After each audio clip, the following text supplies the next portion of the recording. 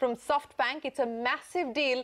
It's a massive deal. They're coming in for Vijay Shekhar Sharma, who's commencing operations on the 23rd of this month. That's Paytm Bank. It will be commencing its operations. And Vijay, of course, had told us here on CNBC TV 18 that he was looking at a significant fundraise, and that has indeed gone through. $1.4 billion being raised there from SoftBank. Actually, Vijay Shekhar would be the epitome of GST confusion because I think it's telecom and banking along with insurance, which is most confused about how they're going to be taxed. Yes.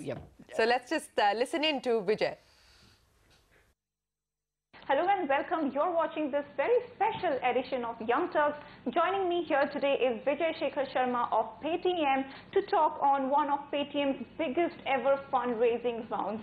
Thank you so much for joining here with us on CNBC TV 18. This is a shot in the arm for Paytm, isn't it? $1.4 billion coming in as investments from SoftBank. But break it up for us. How much of equity will SoftBank really get in Paytm after this investment?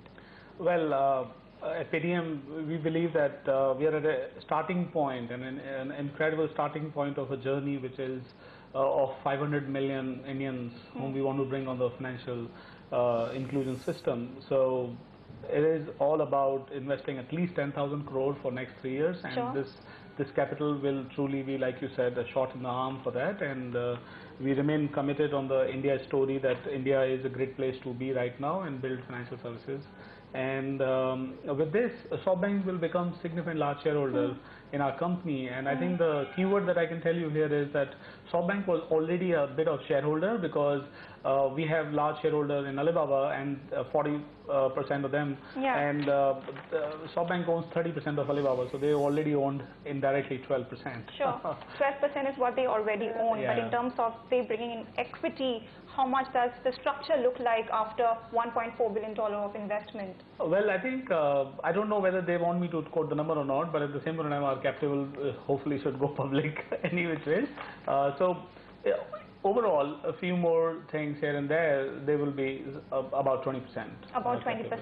Yeah. Okay, but will SoftBank get a board seat? Of course, they Yes, should. right. One is something that I hear. Yeah, SoftBank will get one board seat, and Mark Schwartz, who's an old SoftBank friend and is an independent director on our board anyways. All right, lovely. And talking about valuation, post this, nearly 10,000 odd crores of investment, how will this increase Paytm's valuation? I think the only valuation for Paytm that matters is when we will touch $100 billion, and anything in between that is a journey. So it just doesn't matter. $100 billion, how soon? I mean, how soon? I mean, I wish that we could do it in 2025, like 10 years or a little less than 10 years from today. Let's see what it takes. Sure. And given since this is a fresh investment coming in at this point in time, will the equity of current shareholders get diluted? Yeah, that's right. Can you break that up for us? Yeah, I think again, like I said, that Alibaba and Financial will be a little less than 40% now actually, and SAF partners will be still more than 20%, and I'll be around 16 or so. I mean, exact numbers are not what I know, and then like SoftBank will be 20. Sure, and MediaTek, I'm sure that also 1%. So basically, if you notice, our capital will have a very long-term capital. 95% of our company is owned by only long-term capital, and up to like 3 people. Sure. So that is what the beauty about our capital is. We're lucky that we've got a risk capital of the size of, we've raised about $1 billion, just near $1 billion, or maybe $980 million. So we're talking about total such large capital, risk capital coming from venture grade investors, because whether you talk about SoftBank or Alibaba, the investments are not from their funds which have an exit obligation. These are their balance sheet money, which the real plan is to build a company which is going to go for 10, 15 years. 20, 30 years, and that is what I think is lucky to have a state of. In our earlier conversations, in fact, you also did hint that large number of HNIs are also looking to invest. Investments coming in from them as well going ahead? No, we've stopped taking any small capital lately. The last capital that we took was 1% from MediaTek, and that was again a strategic value that we were driving out of it. At the same time, we're not looking to get more capital because this is what can take us really till next, like I said, 500 million customers, and maybe the break even also. Sure. Next 3 to 5 years, you are looking to invest close to about $1.6 billion in the next crores, 3. Yeah, that's almost 10,000 crore rupees. That's about 1.4 billion coming in from SoftBank. The remaining $200 million. We have a cash in bank. We Yeah, already have a sitting with cash in bank. Okay. How does the cash flows look like at this point in time? We have cash in bank, and at the same point in time, we are net contribution positive. In our board meeting, we showed that we are net contribution positive. Net of marketing and funding costs from the banks, we are net contribution positive. Sure. Also, can you give us a breakup of this investment, $1.4 billion investment? How much will be invested in the payments bank, which starts from May 23rd, and how much in the wallet business? Yeah. So, if you notice, the way that our business should be looked at is that we have a payments business. Yeah. On top of it is a financial services business, deposits, wealth management, insurance, lending. And the other side will be the commerce business, digital goods, physical goods. That's the view that we carry for our business. Now, we had to acquire large payment business, and I think the biggest investment continues to remain customer acquisition. So converting these payment customers into deposits, which is a KYC, biometric, in person, then converting them for the wealth management. We launched digital gold the other day, and we will launch few more financial services products like we're talking. So the investment is effectively in large amount of payment and financial services business.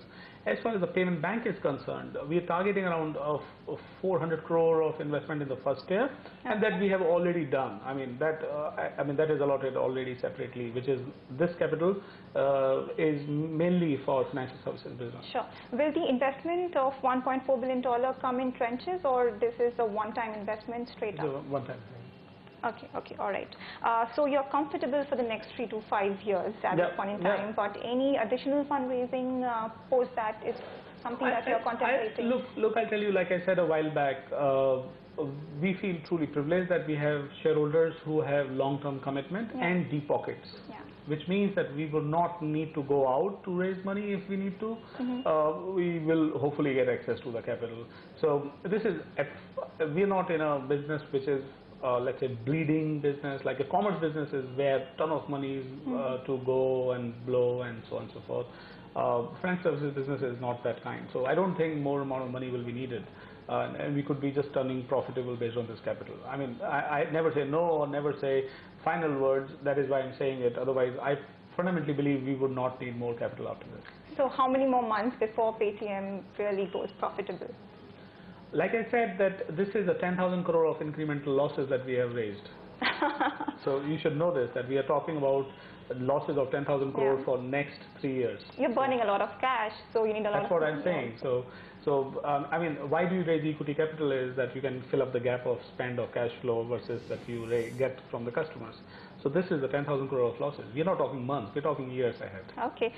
So does this pave way for a buyout or a merger with Freecharge? There were talks that Paytm will acquire Freecharge.